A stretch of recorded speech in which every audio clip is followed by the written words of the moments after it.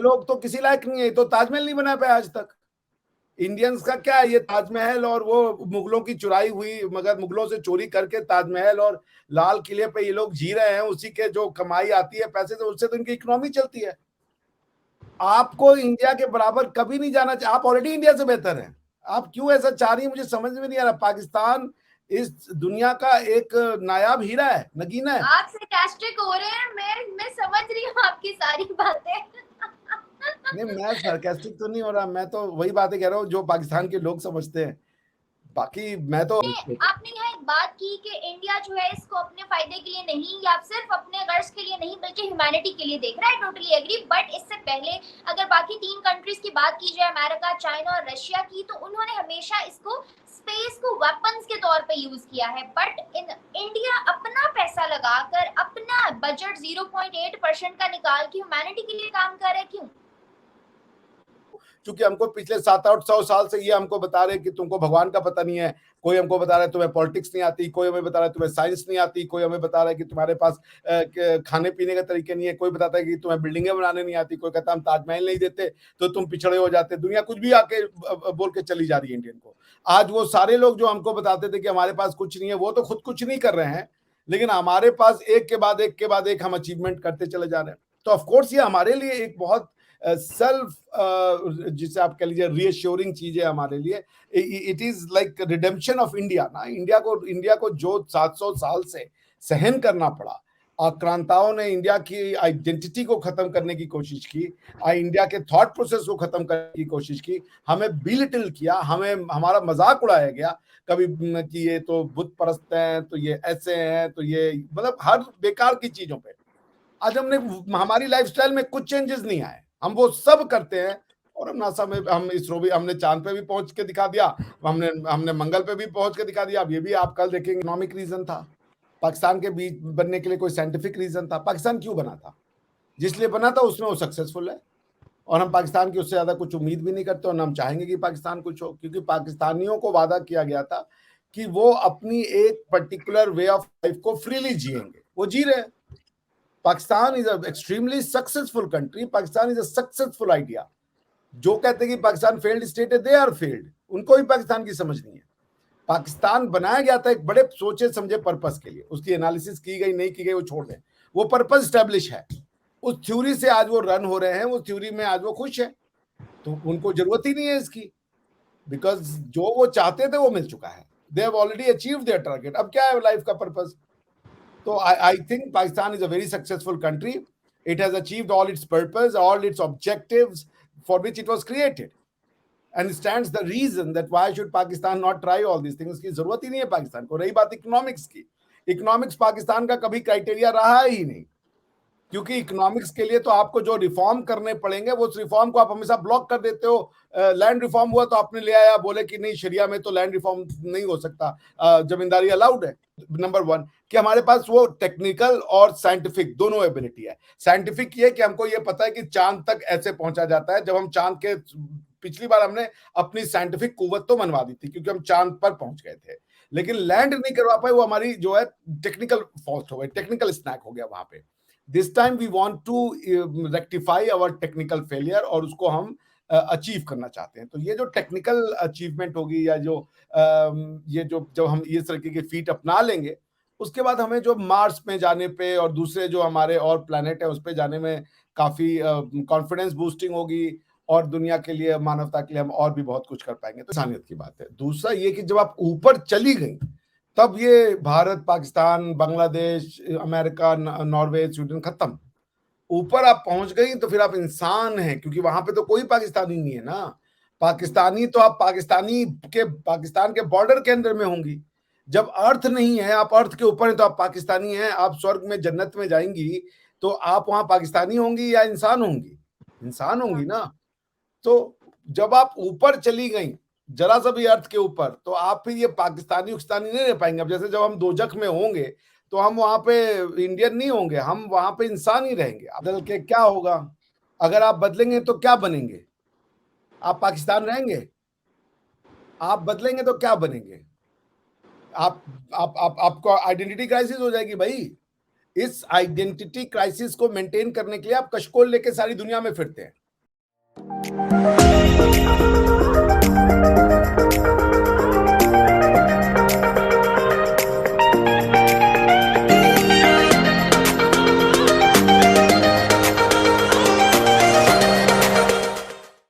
वालेकुम and hello viewers, I am Vivashnaz और हमारे साथ आज मेरा और आपके यूट्यूब चैनल पे मौजूद है डॉक्टर अभिषेक मिश्रा जी, जो कि एनालिस्ट और बहुत दफा पहले भी हमें टाइम दे चुके हैं। Thank you so much sir, फिर से एक दफा आपने हमारे लिए वक्त निकाला। Thank you Mahvish, it's always हमेशा मेरे लिए बहुत पुरसुकून बात होती है जब आप मुझे इनवाइट करती हैं अपने चैनल पे, तो ये मेरे लिए एक एजाज की बात और है। फिर भी बड़ी मुशक्कतों से आप टाइम देते हैं, देख लें।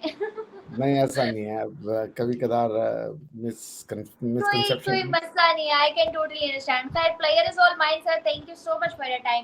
आज हम जिस चीज पे बात करने जा रहे हैं, भारत का बहुत इंपॉर्टेंट हिस्सा है जिसको हम डिस्कस करने जा रहे हैं, जिसके बारे में बहुत कम मुल्क हैं, जिसमें तरक्की के बारे में बहुत कम मुल्क सोचते हैं। पाकिस्तान का तो खैर दूर दूर तक उस चीज से कोई ताल्लुक ही नहीं है, लेना देना ही नहीं है। मगर आजकल हर जगह जो है ना, पीएम मोदी के सर पर बस एक ही चीज सवार है। जैसे कोई ख्वाब देख ले और उसको ताबीर के लिए निकल पड़े ना, इस तरह से पीएम मोदी इस मिशन के लिए निकले हैं। आप भी इससे नावाकिफ नहीं होंगे, चंद्रयान 3 के बारे में बात कर रही हूँ, जिसकी कॉस्ट 650 करोड़ जिसका बजट रखा गया, जो कि बहुत हैवी अमाउंट है। बट चंद्रयान 2 के कंपैरेटिवली इसका बजट लो करके रखा गया है। फर्स्ट ऑफ ऑल तो मैं और मेरे ऑडियंस जानना चाहते हैं कि इंडिया एक ऐसी कंट्री नहीं है जो कंपैरिजन अगर हम करें अमेरिका से या चाइना से, उनका मुकाबला कर सके अभी इस स्टेज पर। डेवलपिंग मतलब स्ट्रगलिंग टाइम पीरियड से थोड़ा ही अभी बाहर निकल रहे हैं, इतना ज्यादा नहीं निकले कि चंद्रयान स्पेस की तरफ चल पड़े।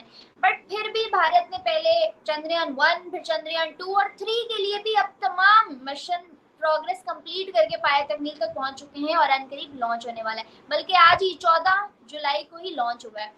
खैर, क्या कहेंगे आप इस बात पे, भारत के लिए क्यों है इतनी इंपॉर्टेंट ये चीज? कि पहले तो मुझे लगता है कि ये सिर्फ भारत के दृष्टिकोण से नहीं देखना चाहिए, जो मानवता है उसके दृष्टिकोण से देखना चाहिए। अगर इंडिया सस्ते में चांद पे पहुंच रहा है, फ्रैक्शन ऑफ द कॉस्ट जो नासा का होता है, तो इससे सारी मानवता का भला होगा। जैसे आज आप पाकिस्तान की सड़कों में अगर आप गाड़ी चलाती हैं या कोई और उबर ओला लेती होंगी, तो वो सारी जीपीएस पे काम करती है ना। तो जीपीएस तो सैटेलाइट है, ऊपर से वो पूरा आपका जो नेविगेशन है उसको उसको उसको रेगुलेट करता है। तो इट्स फॉर ह्यूमैनिटी। देखिए, इंसानियत खत्म हो जाती है दो जगह पे, आपको समझना पड़ेगा।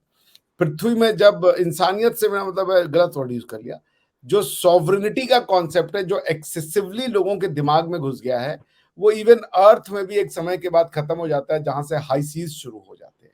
जब हाई सीज शुरू हो जाते हैं ना, इवन आपके अर्थ पे, वो हाई सीज किसी का हिस्सा नहीं माना जाता है। तो ये दुनिया में सारी लड़ाई ना सिर्फ और सिर्फ ये पृथ्वी के जो जो टुकड़े दिखते हैं, बिकॉज कि 72% of the earth is water, ठीक है ना। बाकी के वो जो टुकड़े हैं जिसपे हम इंसान रहते हैं, उसी की लड़ाई चल रही है। और अगर आप देखें कि अगर आप पूछे पाकिस्तान का जो पाकिस्तान का जो सी लिमिट है, जहां से कराची का बंदरगाह है, तो पाकिस्तान कराची में जो जो बीचेस हैं, उन बीचेस से कितना आगे तक पाकिस्तान जाता है, कहां तक पाकिस्तान जाता है। तो सारी दुनिया ने ये किया हुआ है कि भाई 12 नॉटिकल माइल और उसके आगे एक और 12 नॉटिकल माइल, 12 नॉटिकल माइल तक आपका सॉवरेन लैंड रहेगा, उसके आगे वो जो है स्पेशल इकोनॉमिक जोन हो जाएगा, और उसके आगे फिर हाई सीज शुरू हो जाएगा। तो जब आप हाई सीज में होते हो ना, तो हाई सीज पे कोई ह्यूमैनिटी नहीं लगती, अरे कोई सॉवरेनिटी नहीं लगती। वो दुनिया का है, वो मानवता का है, सारे मानव का है वो हाई सीज। उसी तरीके से जब अर्थ में एक पर्टिकुलर हाइट पे आप चली जाती हैं, अर्थ के ऊपर एटमॉस्फेरिक उसमें, तो फिर आप ना ये फिर सॉवरेनिटी के कॉन्सेप्ट से बाहर निकल जाती हैं। तो आप जो मून मिशन की बात कर रही हैं, ये इंडिया पाकिस्तान को नहीं देखना चाहिए, ये मानवों की बड़ी भारी अचीवमेंट होगी।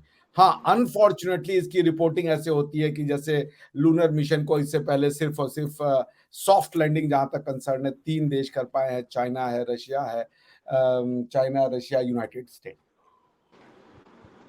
और अगर इंडिया कर लेता है तो India will be a 4th state, right.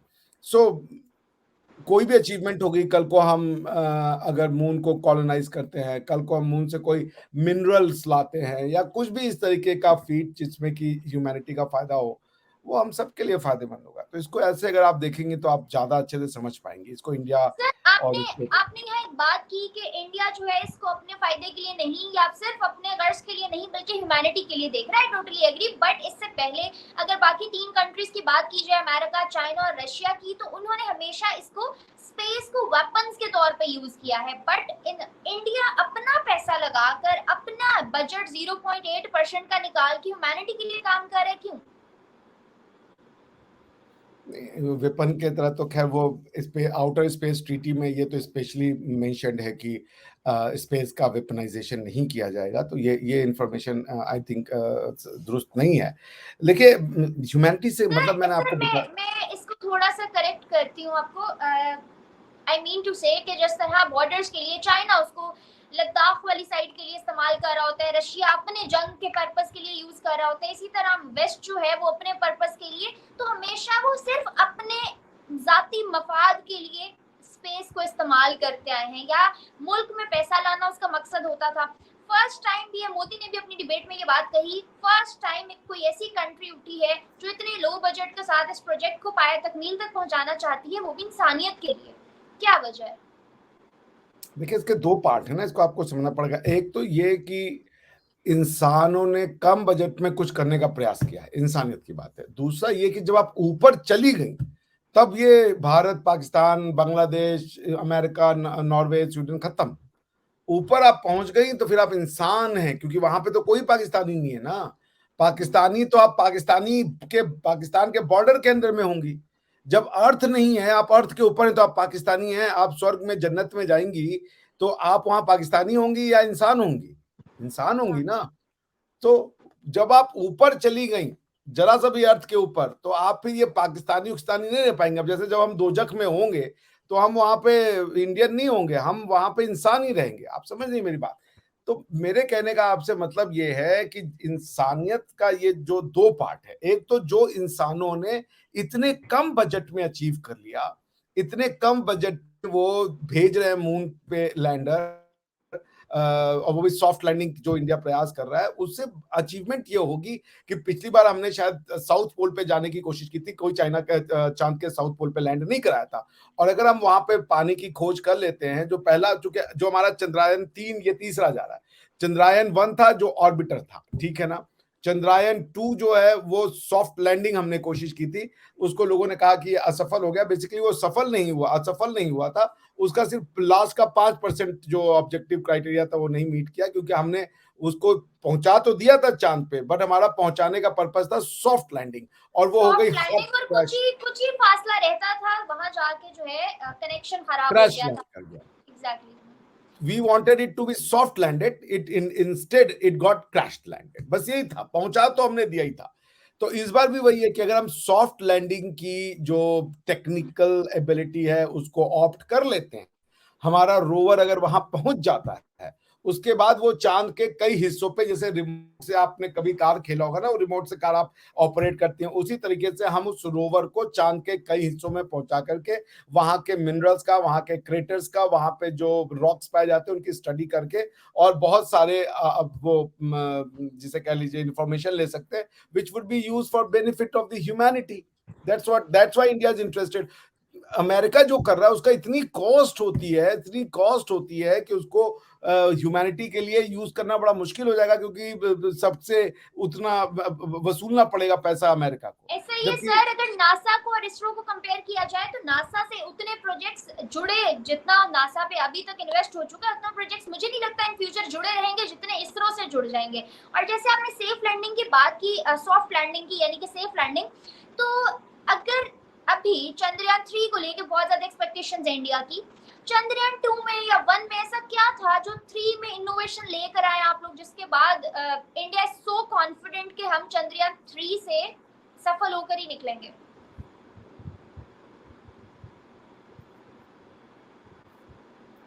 वही जो वही चंद्रयान 3 इज अ री अटेम्प्ट ऑफ चंद्रयान 2। चंद्रयान 1 तो सक्सेसफुल था, हमने मून का ऑर्बिटर भेजा था। दो चीज होती है ना, ऑर्बिटर और रोवर। तो रोवर जब जाता है तो उसके साथ एक लैंडर जाता है जो कि वहां के सरफेस पे उतरेगा, फिर उसके बाद वो खुलेगा, उसमें से रोवर बाहर निकलेगा, उसके बाद वो अपना मशीन बन के रोबोट टाइप से सारी जगह पे ट्रेवल करेगा। तो ये एक हाईएस्ट देखिए, दो चीज का टेस्ट होता है, साइंस एंड टेक्नोलॉजी। तो रोवर को लैंड कराना वो एक साइंस है, लेकिन उस रोवर का होना, उस रोवर का चलना, ये टेक्नोलॉजी है। तो इंडिया में दोनों की टेस्ट हुई है, science as well as technology. Do India have the technology to go there and then get softly landed and explore the surface of moon? ये पर्पस है। तो इसमें इंडिया का ये पर्पस है, एक तो नंबर वन कि हमारे पास वो टेक्निकल और साइंटिफिक दोनों एबिलिटी है। साइंटिफिक ये कि हमको ये पता है कि चांद तक ऐसे पहुंचा जाता है। जब हम चांद के, पिछली बार हमने अपनी साइंटिफिक कुव्वत तो मनवा दी थी क्योंकि हम चांद पर पहुंच गए थे, लेकिन लैंड नहीं करवा पाए। वो हमारी जो है टेक्निकल फॉल्ट हो गई, टेक्निकल स्नैक हो गया वहां पे। This time we want to rectify our technical failure और उसको हम अचीव करना चाहते हैं। तो ये जो टेक्निकल अचीवमेंट होगी, या जो ये जो जब हम इस तरीके के फीट अपना लेंगे, उसके बाद हमें जो मार्स में जाने पे और दूसरे जो हमारे और प्लैनेट है उस पे जाने में काफी कॉन्फिडेंस बूस्टिंग होगी, और दुनिया के लिए, मानवता के लिए हम और भी बहुत कुछ कर पाएंगे। तो it's not just for India, इसको पावर्टी और अब उससे मत देखिए। जो लोग देख रहे हैं वो डिमीन करते हैं ह्यूमैनिटी के अटेम्प्ट को।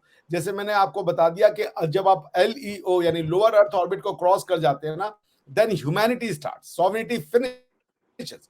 आप एक हद तक ही पाकिस्तानी हैं, हाई सीज पे आप पाकिस्तानी नहीं होंगी, और आप जब LEO में चली जाती हैं, उसके ऊपर चली जाती हैं, तो फिर आप पाकिस्तानी रहते हैं, आप इंसान हो जाते हैं, वहां पे मानवता रहती है वहां पे।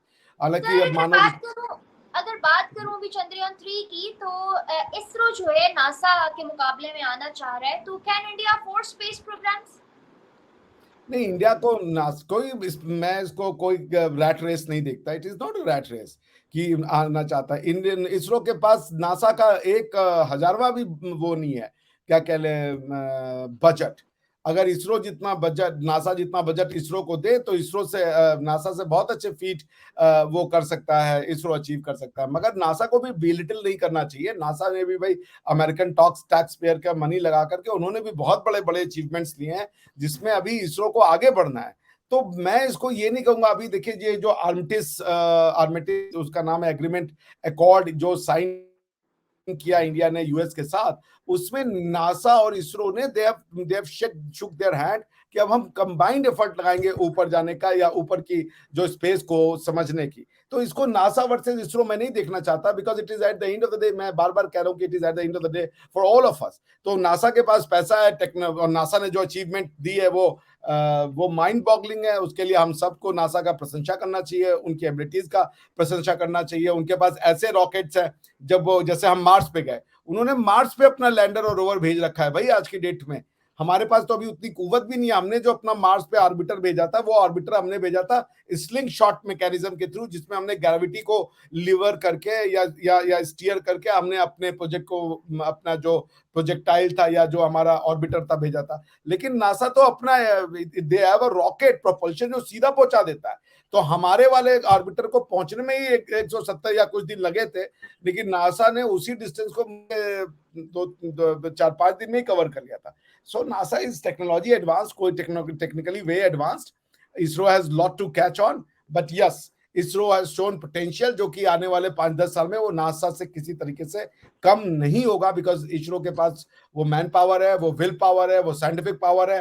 And yes, you know, Indians have always been scientist. जब से सिविलाइजेशन की शुरुआत हुई है, इंडिया ने दुनिया को साइंस दिया। सर, ये तो थी टेक्निकल और साइंटिफिक बातें। अब आते हैं थोड़ा सा इसके पॉलिटिकल वजन की तरफ। तो पॉलिटिकल पॉइंट ऑफ व्यू से अगर देखा जाए, तो बीइंग अ पाकिस्तानी और हमारे बाकी पाकिस्तानियों की भी बहुत से मैंने इस पे पब्लिक रिएक्शंस देखे, उनका यही रिव्यू है कि इंडिया टेक्नोलॉजी में, IT में आगे निकल गया है। तो अब वो स्पेस मिशन के थ्रू, स्पेस प्रोग्रामिंग के थ्रू दुनिया को प्रूव करना चाहता है, बताना चाहता है कि yes, we are something, we can compete anyone, we can do anything. तो क्या ये मिशन है इंडिया का? ये बहुत मायोपिक हो भी सकता है, ऐसा एक छोटा सा एंगल, बट आप जो साइंटिस्ट से मिलेंगे वो सब लोग ये जाकर के एक दूसरे को अप्रिशिएट करते हैं। अब आप कुछ करना नहीं चाहेंगे और उसके बाद आप कहेंगे दूसरा वाला तो ऐसे इस दृष्टि से कर रहा है, उसका ये पर्पस है। बिल्कुल एक एक हमारा छाती तो चौड़ा होगा ही जब वो पहुंचेगा और वहां पे ये भी दुनिया कही कि हाँ इंडियंस क्यों पहुंच जाते हैं। क्यों? क्योंकि हमको पिछले 700-800 साल से ये हमको बता रहे कि तुमको भगवान का पता नहीं है, कोई हमको बता रहा है तुम्हें पॉलिटिक्स नहीं आती, कोई हमें बता रहा है तुम्हें साइंस नहीं आती, कोई हमें बता रहा है कि तुम्हारे पास खाने पीने के तरीके नहीं है, कोई बताता है कि तुम्हें बिल्डिंगें बनाने नहीं आती, कोई कहता हम ताजमहल नहीं देते तो तुम पिछड़े हो जाते। दुनिया कुछ भी आके बोल के चली जा रही है इंडियन को। आज वो सारे लोग जो हमको बताते थे कि हमारे पास कुछ नहीं है, वो तो खुद कुछ नहीं कर रहे हैं, लेकिन हमारे पास एक के बाद एक के बाद एक हम अचीवमेंट करते चले जा रहे हैं। तो ऑफकोर्स ये हमारे लिए एक बहुत सेल्फ जिसे आप कह लीजिए रीअश्योरिंग चीज है हमारे लिए। It is like redemption of India ना। इंडिया को जो 700 साल से सहन करना पड़ा, आक्रांताओं ने इंडिया की आइडेंटिटी को खत्म करने की कोशिश की, इंडिया के थॉट प्रोसेस को खत्म करने की कोशिश की, हमें बिलिटिल किया, हमें हमारा मजाक उड़ाया गया कभी कि ये तो बुत परस्त हैं, तो ये ऐसे हैं, तो ये मतलब हर बेकार की चीजों पे। आज हमारी लाइफस्टाइल में कुछ चेंजेस नहीं आए, हम वो सब करते हैं। और हम नासा में, हम इसरो भी, हमने चांद पे भी पहुंच के दिखा दिया, हमने मंगल पे भी पहुंच के दिखा दिया। अब ये भी आप कल देखेंगे तो अगर हम आपकी भाषा बोरो कर लें, इंशाअल्लाह वो भी सक्सेसफुल हो जाएगा। तो और मैं आपसे भी उम्मीद करूंगा कि आप भी खुशी होंगे, क्योंकि बेटी तो आप भी उस धरती की है, आपकी खून में भी भारत ऑब्वियसली के नो खान है। Doubt sir. जैसे आपने कहा कि हमारा मिशन जो है वो भारत के लिए नहीं इंसानियत के लिए है, तो पीएम मोदी जी का ये बहुत बड़ा ख्वाब था जो पूरा होने जा रहा है। और अगर ये ख्वाब वाकई में इंसानियत के लिए है तो आप लोगों से ज्यादा खुशी हमें होगी कि हमारी नेबरिंग कंट्री इतनी बड़ी अचीवमेंट, क्योंकि एट द एंड है तो एशिया ही ना। और हम एक ही, आपने सिविलाइजेशन की बात की तो हम एक ही जो है ना धरती के चट्टे फट्टे हैं। खैर अगर बात की जाए पाकिस्तान की, नेबरिंग कंट्री है, कंपैरिजन किया जाए, 75 इयर्स हो चुके हैं दोनों कंट्रीज को आजाद हुए हुए, या शायद यूं कहूं कि एक मुल्क आजाद हो गया और दूसरा आजाद नहीं हुआ। अभी कुछ ही रोज की बात है, 1-2 दिन पहले पाकिस्तान के पीएम शहबाज शरीफ साहब ने ये बयान दिया 3 बिलियन डॉलर की इमदाद इकट्ठी करने के बाद कि इन फ्यूचर हम इमदाद नहीं लेंगे, हमें आईएमएफ के बगैर अपने पांव पे खड़ा होना होगा, हम बिना कर्जे के चलना सीखेंगे और अब हमें कुछ और तरीके अपनाने होंगे। जहां एक तरफ एक मुल्क अभी रोटी कपड़ा मकान की जंग से बाहर निकल रहा है और वहीं पे नेबरिंग कंट्री चंद्रयान 3 और कभी स्पेस मिशन, कभी समंदर के अंदर और कभी आसमान के ऊपर, हर तरह की सतह को पार करने जा रही है। किस तरह देख रहे हैं इस डिफरेंस को? जो पाकिस्तान किस लिए बना था? पाकिस्तान के बनने के पीछे कोई इकोनॉमिक रीजन था? पाकिस्तान के बीच बनने के लिए कोई साइंटिफिक रीजन था? पाकिस्तान क्यों बना था? जिस लिए बना था उसमें वो सक्सेसफुल है, और हम पाकिस्तान की उससे ज्यादा कुछ उम्मीद भी नहीं करते और हम चाहेंगे कि पाकिस्तान कुछ हो, क्योंकि पाकिस्तानियों को वादा किया गया था कि वो अपनी एक पर्टिकुलर वे ऑफ लाइफ को फ्रीली जिएंगे, वो जी रहे हैं। Pakistan is a extremely successful country, Pakistan is a successful idea. जो कहते हैं कि पाकिस्तान फेल्ड स्टेट है, दे आर फेल्ड, उनको भी पाकिस्तान की समझ नहीं है। पाकिस्तान बनाया गया था एक बड़े सोचे समझे पर्पस के लिए, उसकी एनालिसिस की गई नहीं की गई वो छोड़ दें, वो पर्पस स्टैब्लिश है। उस थ्योरी से आज वो रन हो रहे हैं, उस थ्योरी में आज वो खुश है, तो उनको जरूरत ही नहीं है इसकी, बिकॉज जो वो चाहते थे वो मिल चुका है। They have already achieve their target, अब क्या है लाइफ का पर्पस? तो I think Pakistan is a very successful country. It has achieved all its purpose, all its objectives for which it was created, and stands the reason that why should Pakistan not try all this things. की जरूरत ही नहीं है पाकिस्तान को। रही बात economics की, economics Pakistan का कभी क्राइटेरिया रहा ही नहीं, क्योंकि इकोनॉमिक्स के लिए तो आपको जो रिफॉर्म करने पड़ेंगे वो उस रिफॉर्म को आप हमेशा ब्लॉक कर देते हो। लैंड रिफॉर्म हुआ तो आपने ले आया, बोले कि नहीं शरिया में तो लैंड रिफॉर्म नहीं हो सकता, जमींदारी अलाउड है। तो लेकिन सर आपके जीने के लिए तरक्की और दुनिया के साथ उठ खड़े होना और ये तमाम चीजें बहुत जरूरी हैं। वो जो एक नजरिया था उस दौर के मुताबिक सही था, बन गया, मगर अब जैसे जैसे यूथ को अकल आ रही है, लोगों को समझ आ रही है, लोग पढ़ रहे हैं, एजुकेशन आ रही है, इलिटरेसी से बाहर निकल रहे हैं, डोंट यू थिंक सो कि अब बदलने की जरूरत है? मैं नहीं समझता बदलने की जरूरत है। मुझे तो लग रहा है बहुत अच्छा जा रहे हैं आप। बदल के क्या होगा? अगर आप बदलेंगे तो क्या बनेंगे? आप पाकिस्तान रहेंगे? आप बदलेंगे तो क्या बनेंगे? आपको आइडेंटिटी क्राइसिस हो जाएगी भाई। इस आइडेंटिटी क्राइसिस को मेंटेन करने के लिए आप कशकोल लेके सारी दुनिया में फिरते हैं। कोई बात नहीं क्योंकि सर, जहाँ इतने क्राइसिस एक हो जाए तो। हेलो,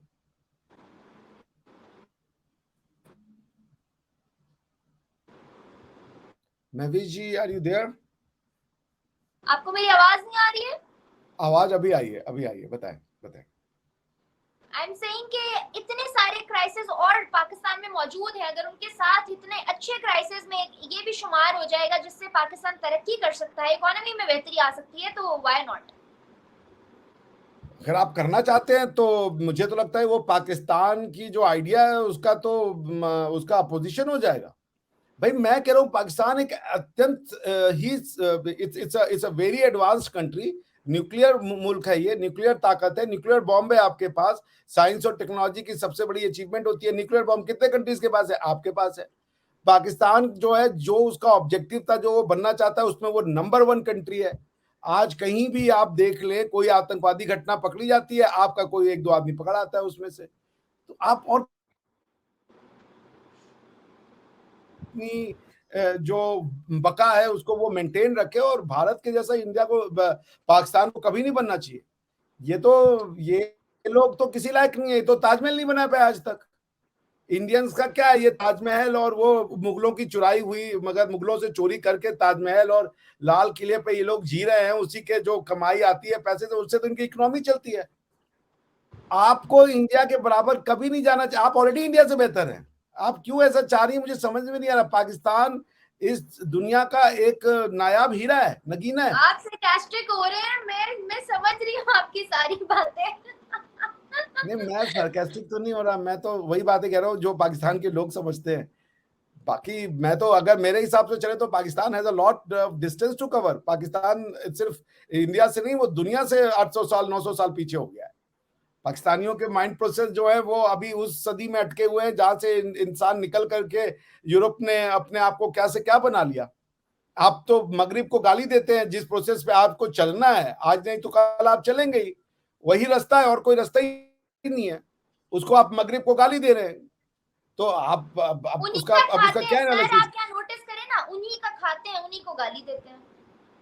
नहीं, वो तो फिर देखिए, अब ऐसा है ना कि वो तो वो किसी का नहीं मानते, खाते हो तो कहते हैं सब अल्लाह मियाँ ने दे दिया है, तो वो किसी का मानते ही नहीं है, वो कहते हैं सब अल्लाह मियाँ ही दे रहा। वो तो हमने आपके एक बहुत ये बात, इस चीज का बहुत बड़ा विटनेस ये है कि 2 दिन पहले पाकिस्तान को $3 बिलियन का कर्जा मिला है यूएई और सऊदी अरेबिया से। तो नवाफिल अदा किए गए हैं, अल्लाह का शुक्र अदा किया गया है, शुक्राने के नफल पड़े गए हैं, दावतें की गई हैं पाकिस्तान के अंदर कि अल्लाह की तरफ से इमदाद हुई है।